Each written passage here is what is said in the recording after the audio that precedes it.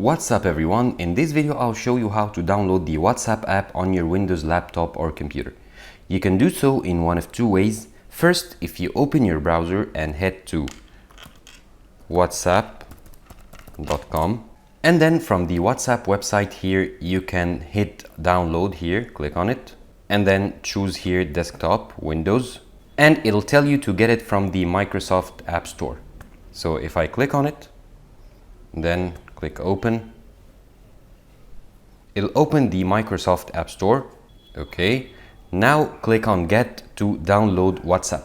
The second method is through the Microsoft Store directly. So if I click here on the start icon and then choose here the Microsoft Store, the location of the icon can vary depending on your Windows version. And in the search bar here, I'll type WhatsApp, hit enter. And from here, I'll scroll down a bit, and it'll give me the WhatsApp app and I can click get to download it to my computer. Thank you for watching this video. Subscribe to Online Success and click on the video on the screen for more help.